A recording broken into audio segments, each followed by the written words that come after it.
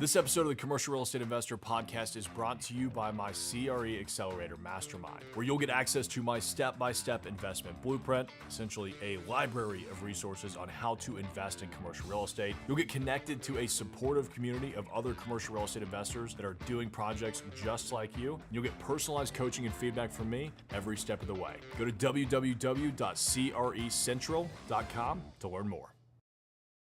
Welcome back to 30 Deals in 30 Days. Day 7, let's go. Just like Jam is saying, it is time. It is time for us to be diving into yet another deal.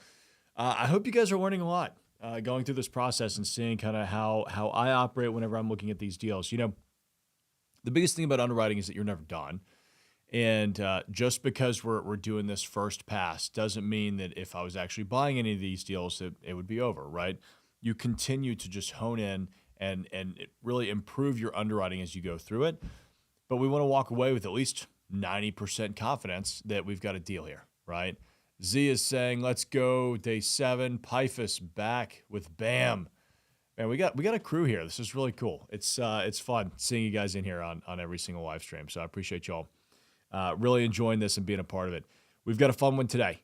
So one of our members in the challenge dropped in a pretty interesting one for us, one that I had just never thought about this being a possibility as we were going through this challenge, but now it kind of opens up a whole new door for you guys. Drake is working on a self-storage development out in Sunrise Beach, Missouri, and he sent me his underwriting, his construction budget, and his site plans. And so instead of having to go find some deal, we're going to dive into everything that he's pulled together and see if we can actually verify the underwriting on his part. So he's saying, hello, Tyler, I've got a self-storage development deal going on right now. I used your underwriting model to run the deal and wanted to share the results. Thought this would be a good opportunity to show how it can be used in a build-out scenario, which is pretty cool. You know, that's the nice thing about this spreadsheet. It's relatively simple, but it's pretty flexible, so you can kind of use it however you want. So really cool to see you doing that, Drake. Currently own all the land outright. I love that because it makes getting the debt so much easier whenever you're doing a development project like this. And he's got a winner for the project. This will be my second self-storage development and have confidence these numbers will be achievable. Well, that's cool. He gets to cheat. He's already got all the numbers. My existing facility is across the lake, so management and operations will be at the main office, and this will act like a satellite facility. The self-storage market is flooded with mom-and-pop operators and small, older facilities in the 15 to 20-minute drive time. My niche will be climate-controlled and modern, okay? So it's going to be more expensive than what you typically see. Since it will be new buildings and fully climate-controlled with digital locks, they run off of an app, Noke. The numbers are okay for Phase 1, which is 27,000 feet. The major returns will be on Phase 2, which is 20,000 additional square feet, as all the infrastructure is in place and I can get the build-out cost down substantially. I think this is going to be a cool one for us to be diving into, right? I mean, after reading that, you got to know it. So, Drake, thanks for sharing this, man. Here is the site plan. I believe from his texts that this might be Phase 2. Maybe this is Phase 1. Let me actually pull this up and make sure I'm getting it right. And I know Drake is going to be dropping in here any second, so he might already be in the chat with us. Let's see. He said top drawing is part of Phase 2, bottom is Phase 1. So I'm pretty sure I clicked on this one first. So this is part of Phase 2. And then this is Phase 1. So, okay. So it looks like we've got multiple buildings here. This is kind of just a rough layout, right? So looks like you've got 25 feet in between your drive aisles. You've got you got a 200-foot building, a 160-foot building, a 110-foot building. See how he's designing this to fit within this existing site? That's why it's tough to just say, hey, let's just drop in, a standard-sized building. Well, you got to work within your site constraints, right? I mean, this is a very oddly shaped site. Same with this one. I mean, that's almost a crescent moon there, right? So this is cool. All right. I like the street frontage. We're right across the street from ourselves. All right. Drake is saying Phase 1 is top 3 buildings in blue. Okay. Orange area is for open lot parking. Okay, cool. That's great. So phase 1 is the top 3 buildings in blue. All right, I like that. This is great. So let's dive into Sunrise Beach for a second, learn a little bit about that, because it's a very interesting name. I'm not super familiar with Missouri, but I would imagine you're in the Ozarks. I mean, that's cool. Just look at that. Man, just geographically, what a cool looking area, right? Let's switch this over to the. I mean, that lake just looks like a dragon. Okay, so you're in the Lake of the Ozarks. You're on what seems to be a major thoroughfare. If I know anything at all about lake towns, is that they almost can't have enough storage. So look at this. We got West Side Lake Storage, Southport Storage, Klein Storage. Let's start clicking at these and looking at them. 3 stars, 4 reviews. Decent enough looking little units. They look nice. But like Drake said, these are not climate controlled. His will be, and that's going to be his big differentiator. So, when you're working on self-storage, it's really important for you to do a market study. And you can do that, Drake clearly knows the market very well, obviously, because he's working on his second facility there. If I was going to be doing this, I'd be calling my self-storage manager. They can go and run all of these reports. It's very similar to hotels where they'll go and put all of this information together and just give it to you. And so it makes underwriting it super easy. They can even help with your unit mixes, what each unit individually is going to rent for. But again, like Drake said, which I'm going to show you guys here in a minute, he's got a lot of that information because he's running one down the street. So they will also help you determine how saturated that market is. And it's very important these days that you are double checking the saturation in the markets, right? Drake already knows it's probably a pretty saturated market, but he's delivering a product that doesn't exist there already, right? Which is that climate controlled self-storage. All right, Klein's. Yeah, just old school, U-Haul affiliated. Looks nice enough. All right. Let's see. West Side Lake Storage.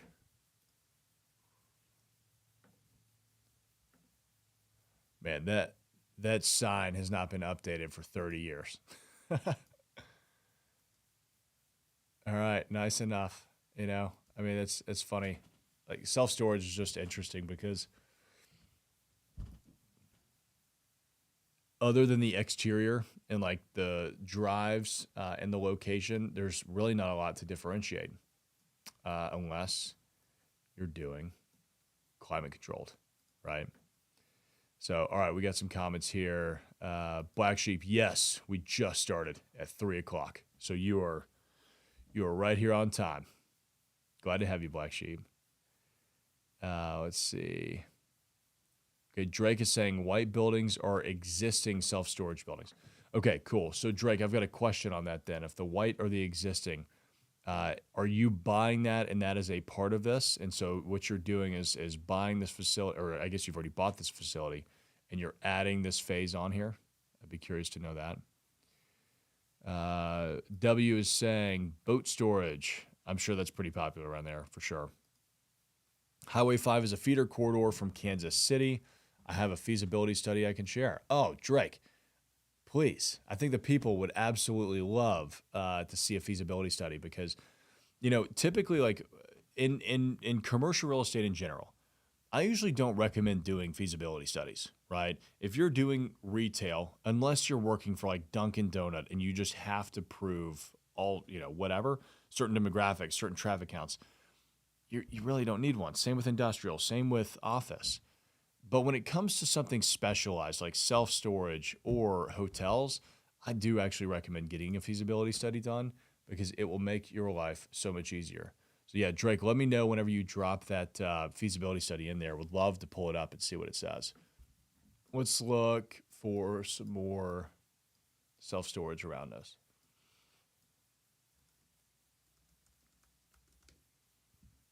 I always like to just look at the competition. I think we looked at Southport already. Oh, there's one in between all these ones we were already looking at. Leave it at the Lake Storage. Dude, if that doesn't sound like a storage company like straight out of the 1980s, just leave it at the lake.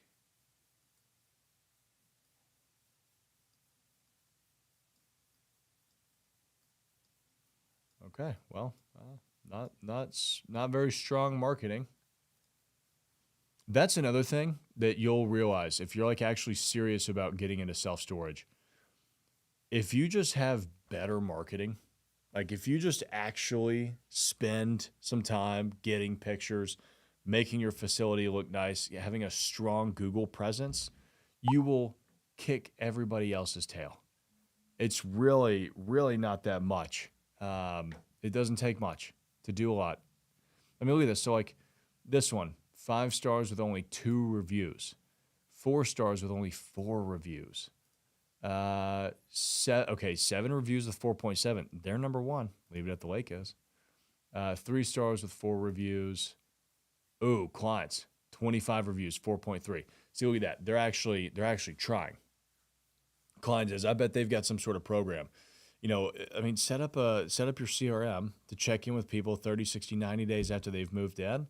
Send them an email, send them a text message, ask them for their thoughts. You know, was it easy getting in? Or if you've got a manager on site, ask them while they're there, like, hey, we'd really appreciate you leaving us a Google review, right? Just be really intentional about it, because stuff like that, especially for self-storage, really matters a lot. Like, I'll be honest with you, between these, 5 places that I just looked, that are obviously not Drake's. If I was in need of self-storage in the Ozarks, I'm calling Drake, right? But if I wasn't going to call Drake and I was just looking based on these self-storage reviews from the 5 that we've looked at, which don't include his, by the way, I'd be calling clients, right? Because they've got the best reviews. So that stuff really, really starts to matter. Okay. Drake is saying he just dropped it in the chat. Let's pull up that feasibility study and see what we've got going on here.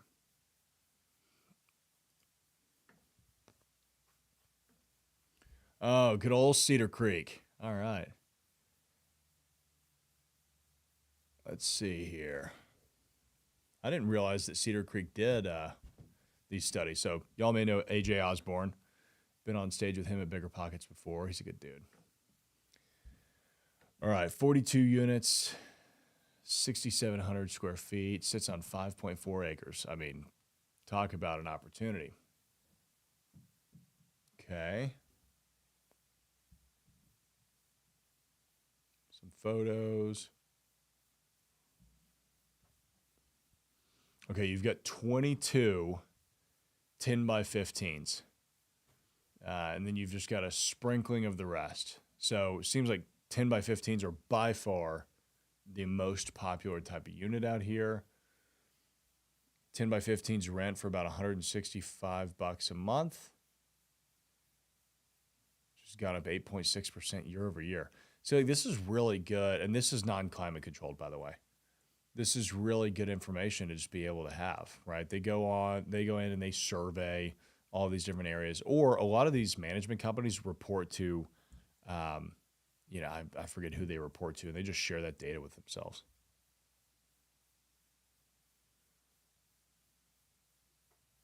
Okay. 10 most expensive cities for self-storage, 10 cheapest. Wouldn't want to be in the cheapest. Okay, so self-storage overview. There's 2 facilities within a 5-mile radius of this location. Is that correct? It looked like there were more, but I didn't run the...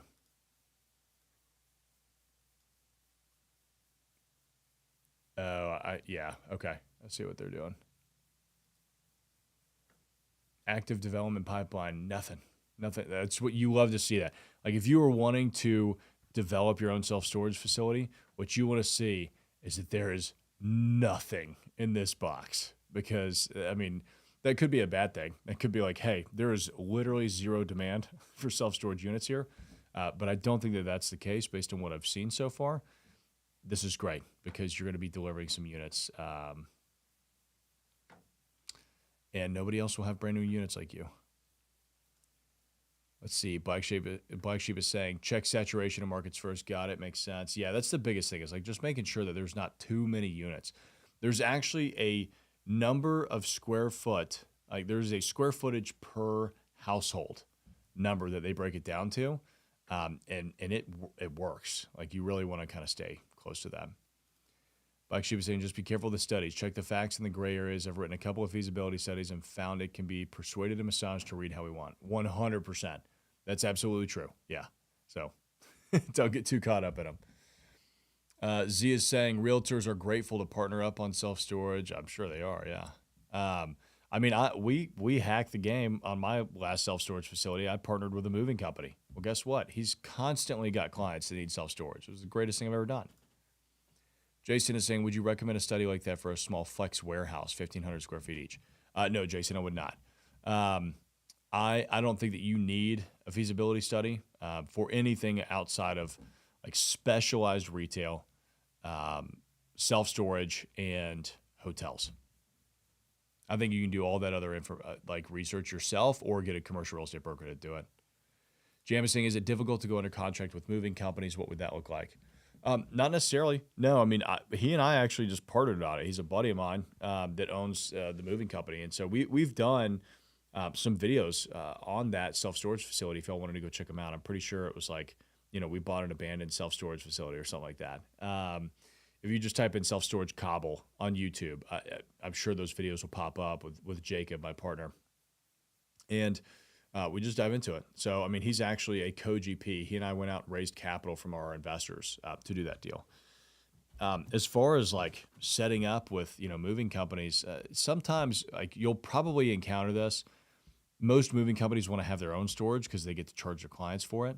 So if you can get close to a moving company, bring them in as a partner, then having them would make a lot of sense, like as an actual partner, because then they'll want to use it. Black Sheep is saying, use ChatGPT and create your own feasibility study, in my opinion. Faster, cheaper, and you can control the bias. Yeah, I actually like that. If you go to, you know what, let's go ahead and throw that on in the background while we're doing this. So I'm going to go to ChatGPT. I'm going to do deep research. I'm looking at building a climate-controlled self-storage facility in Sunrise Beach, MO. Help me study the market to determine how many units and true competition this type of development might actually have. All right, so then it's going to ask me some questions based off of that. If you haven't used deep research, it's a different type of ChatGPT. It's going to go in and actually pull sources, which is really, really cool. Let's see. One, I will have a mix of the different types of units and will lean heavier toward the 10 by 15s. Drake, I'm making an assumption on that. So jump in the chat and let me know if you're not going to be leaning towards more 10 by 15s. Just based on the current unit mix, it seemed like that might be the most successful unit size by far. Target customer demographic. Visitors to the Ozarks. Do you have a rough idea of the land size or building footprint you're working with? Yes. 5.4 acres total, and we already have a couple of buildings built. Let me see. So this is roughly 495 by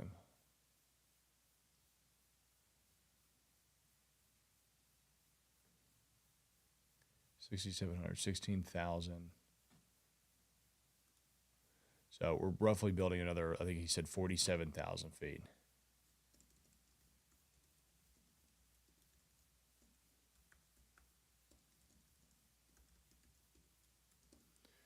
Are you primarily interested in competitors within Sunrise Beach, or should we look broader? Let's look broader because it doesn't seem like there's any climate controlled near us. Do you like financial metrics included? Yes, where available. All right, we'll let that run in the background while we're doing everything else. Oh, wow. Drake is saying I build all of them from 5x5 up to 15x50. Man, 15x50 is huge. That's like almost flex space. But I mean, if you've got a boat or if you've got, your toys and you want to keep them at the Lake of the Ozarks. All right, facilities map. Okay, so it's showing us where we are. Like, it looks like there's some concentration on this corridor and not as much on this one.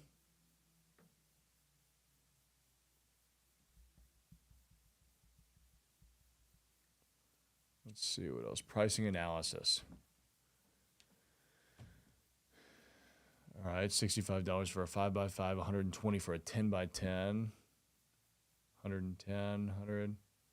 Okay. So, see, that's nice. Like, they're going to give you your averages. You don't even have to worry about it. Yeah, Drake's saying businesses love the big units. I could see that. Yeah, because they could just pack everything in there. Especially, I don't know how seasonal the Ozarks are, but, like, seasonal businesses, they love to just pile everything up in there, leave it, come back, open it up the next season.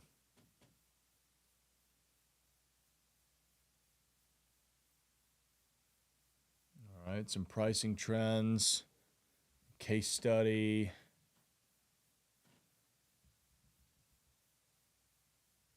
Showing you your customer base based on drive time. So, all of that matters because, obviously you're like this red area, very easy to get a client. Once you start getting into the green and the blue, maybe not as easy, but it depends on if you're the only one that has climate controlled.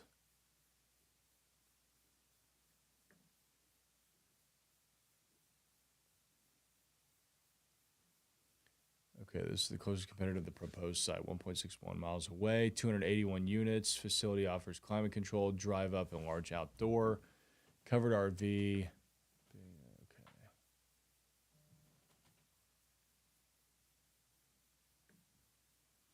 Okay, so this is what you want to see. If you do have a competitor that close, they've got a waiting list, right?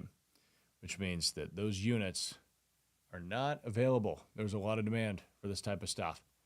Looks like they may have a waiting list for a lot of their different unit types. So it's good. That tells you, hey, we feel pretty good that there's high demand for this.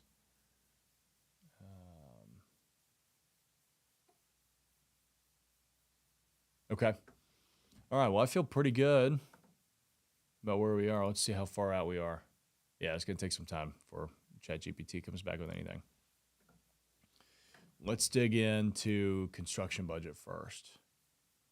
So this is all for phase one. All for phase one, right? Which is 20,000 feet and remodeling 7,000 feet. So a total of 27,000 feet, but part of that's ground up.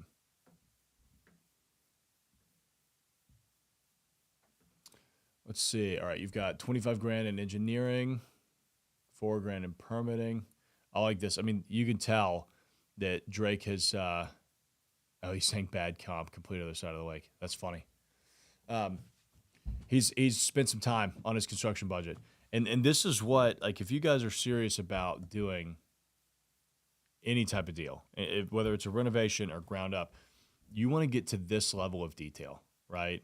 So, engineering all the way to electrical rough end, office build out, signage, right? This is the type of stuff that you need to be looking at. Diving into this, right? Even the bollards, right? Look at that, $3,500. Fencing, 60 grand. He's even got the vendors that he's going to be using on here. So total cost is $1,576,000. Let's see. HVAC, that's what I wanted to double check. 35 grand. Sounds about right. Yeah, I spent a lot more than that. But it depends on what type of units you're doing. I had to cool. I just built out some climate controlled self storage, about 350 units, but it spanned 60,000 square feet, and we had, I don't know, 20-foot ceilings in there. So I had to spend a couple $100,000 on HVAC, which is just part of it. So, all right, we're looking at total cost $1,576,000. That puts you around $58 a square foot. I want to see. Let's look at what he put into the underwriting.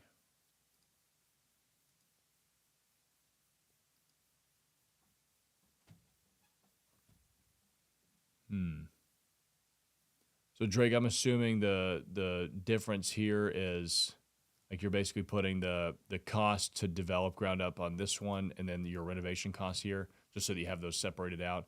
Because like you said earlier, he already owns the land, so he doesn't necessarily need to put the purchase price for the land in there. Although I would, I mean, for phase one, just to make sure that you're accounting for that. If you are not raising capital from investors, then I think 30,000 is probably good. Let's see. Let's zoom in on this a little bit. Yeah, he's saying yes. Okay, cool. Down payment 20%, 6.5, 25-year amortization. Nice. Well, Drake, I mean, if you've talked to a lender and gotten those terms, that's awesome. Hey, look, lending's coming back. These lenders are itching to give money out. So, we're seeing rates drop, but we're also seeing them get more aggressive in terms of amortizations, the amount of down payment that they're requiring. So that's all great. Okay, so we're saying $12 a foot on average for these units. Let's go back to this and see.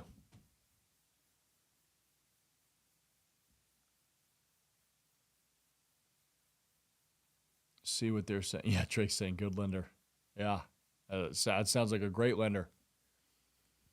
Okay, so average rent per square foot across all of those, that's across all the different units. I wonder if they have one.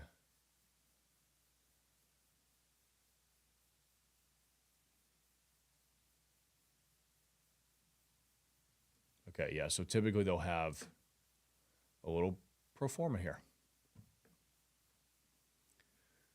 All right, rental income, gross potential rental income, 41,291.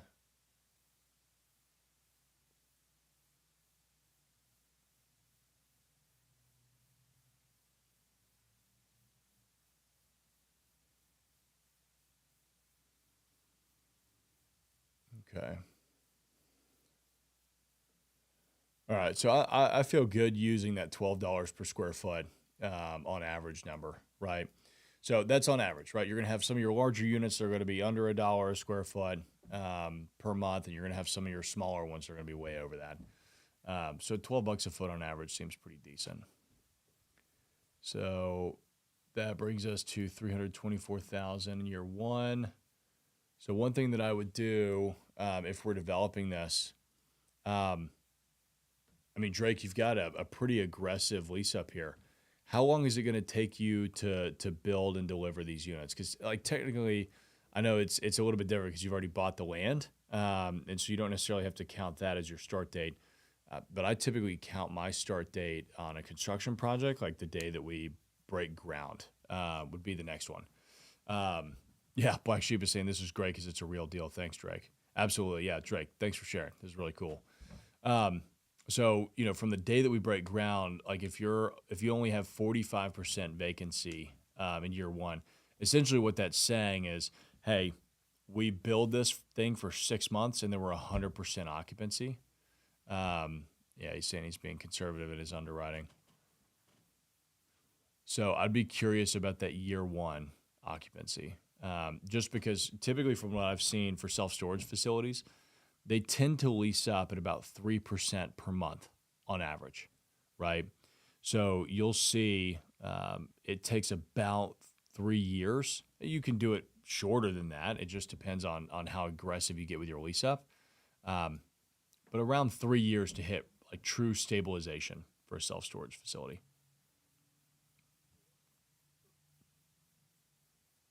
Build out is 6 months and we'll fill up in spring to 60% plus in season. Okay, so basically,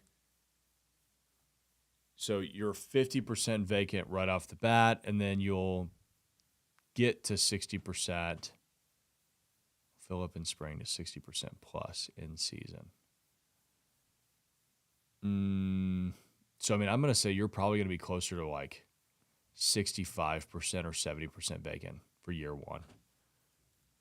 Let's just go with 65. And then if you continue that aggressive lease up, I can see you getting down to 15. But we'll be conservative. We can tweak that if we need to. All right, looking at these expenses, they're saying around $20,000 per year, per month.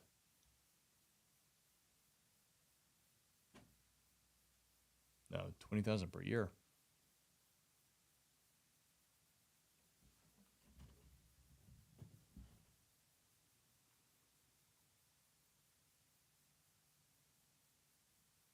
Oh, I see. Drake, is this P&L for the 7,000 square foot building?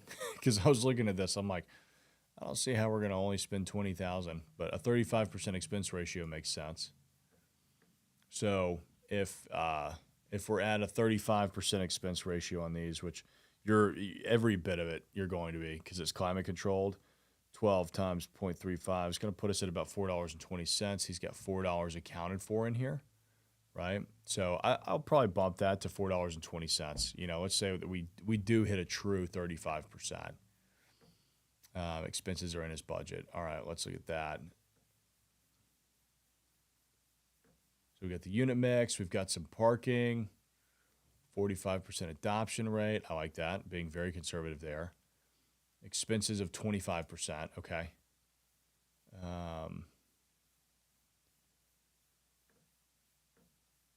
Let's see, loan costs, monthly payment of $11,000, cash flow, and I mean, Drake, you're gonna be doing well on this, man. Making about $80,000 a year, it looks like. Yeah, labor and taxes are, that seems like it'd be big. Okay, so here's the expenses. Property taxes. Wow. Wait, your property taxes are $20,000 a year? That's really high. For self-storage. Okay, wow. Internet, yeah, it's about in line. Electricity, seems about right. Credit card processing fees, look at that. That's one of those line items that unless you're in self-storage or hotels, like you just don't think about it. Same with your PMS and your website. You've got to get that going. You got to advertise, right? Because you're running a business, right? That's one thing that you're doing differently with with self-storage or a hotel that you're not doing with any other type of commercial real estate. Like there's a business there. Unless you are leasing it to somebody else and then letting them go and do it, you're running a business. You got to think about it. Property management, 17.5 a year. Yeah, so your biggest line items are your PMS, your property management, and your property taxes. Well, electricity. Yeah, all conservative estimate of all expenses. Yeah, that's great. Okay, cool. All right. That's pretty nice. All right, let's get back into our underwriting. So I'm going to take this back to $4. He has really thought through his expenses, so he's going to know those pretty well. I like that. Let me zoom out so you guys can see this a little bit better. So look at that, 158 debt service coverage ratio in year 2. And remember, I penalized him in year 1. We increased the vacancy of year 1, even more so, and it still ends up being a killer debt service coverage ratio. So let's see.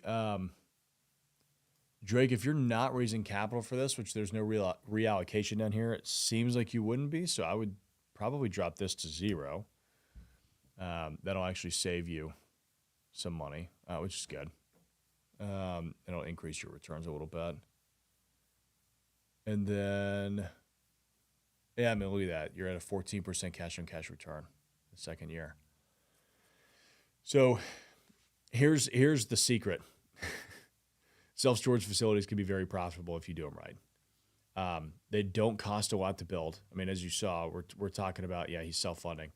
So as you saw, they don't cost a lot to build. We're talking about $60 a foot, right? Go buy the land and build one of these.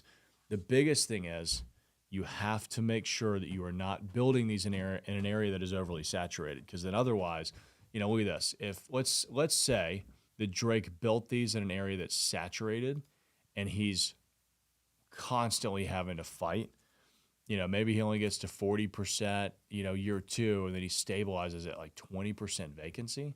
It's not going to be a terrible deal, but it's not going to be nearly as great as it really could be, right? And then, he'll get penalized on the back end. He's got a 6.5% cap rate here.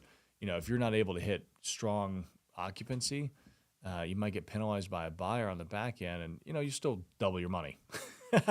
Here we are, talking trash on it. Like, here's all the things that could go wrong, and you're still doubling your money in 5 years. Okay. Drake sent this in just to brag about how good of a deal he's got.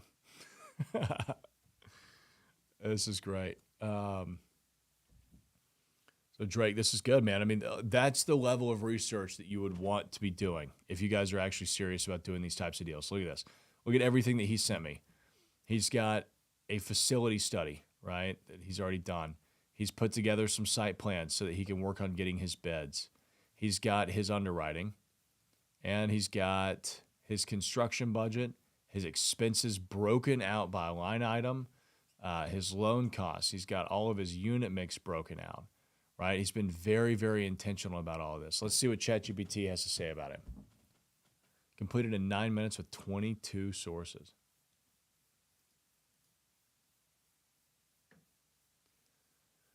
5.4 million visitors per year. That's great. Let's see. Missouri climate. Summers are hot and humid. Winters are freezing. That's always good for climate controlled for sure. You could lean into that.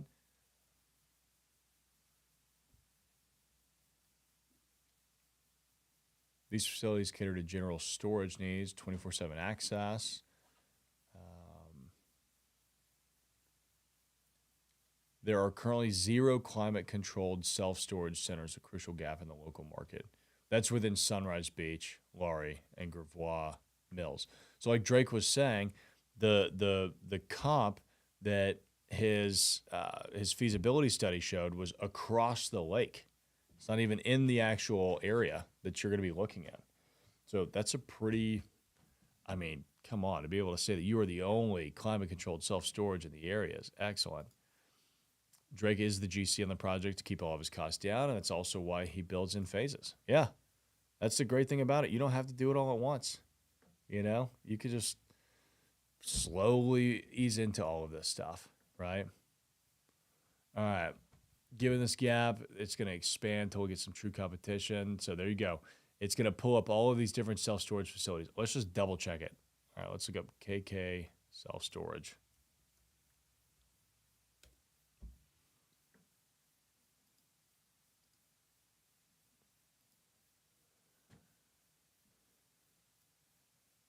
Okay. Yeah, that's right here. And remember, we're right here in Sunrise Beach. So, when you get into these lake communities, like that might as well be a totally different state. It's so far away. Nobody's going to drive from here all the way down to here to up here to go to self-storage. So if you're the climate controlled guy in this area, you got it on lock, man. But that's how I utilize these ChatGPT reports, by the way. You can lean on them. They're great, but just make sure that they're right. Double check them. Go through all of that. So I'd go through and I'd look at all these competitors. Planned unit development, how many units can fit into 47. We don't need that because we've already basically got that figured out. 300 units would significantly increase the supply. Expand capacity. Most local competitors aim for 85 to 90% occupancy when stabilized. So that's another thing for self-storage. Like, you never want to get to 100% occupancy because then you're just not charging enough. So hitting 90%, and that's actually what Drake had in his underwriting, was stabilizing at 10% vacancy. Pretty strong.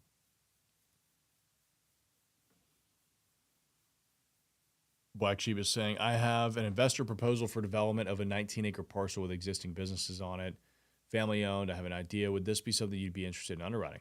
Absolutely. Yeah, Black Sheep, shoot it over. Whatever information you could give me would be great to dive into.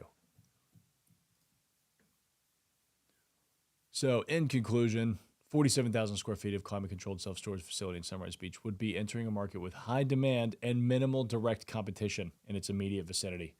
Ooh, Drake, chef's kiss.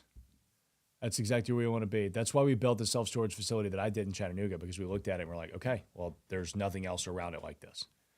So that's pretty cool. Anyway, if you haven't used Deep Research by ChatGPT, highly recommend it.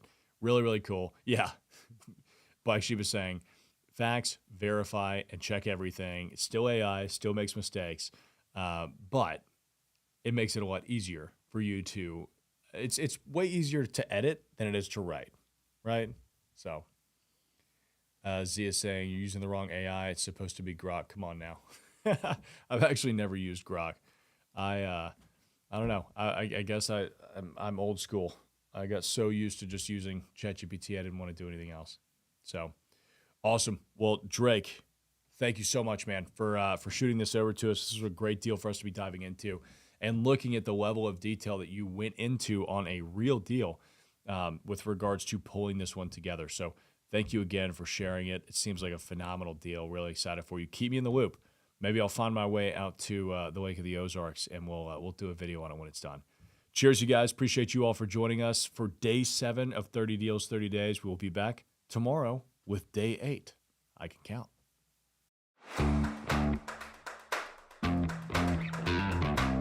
This episode of the Commercial Real Estate Investor Podcast is brought to you by my CRE Accelerator Mastermind, where you'll get access to my step-by-step investment blueprint, essentially a library of resources on how to invest in commercial real estate. You'll get connected to a supportive community of other commercial real estate investors that are doing projects just like you. You'll get personalized coaching and feedback from me every step of the way. Go to www.crecentral.com to learn more.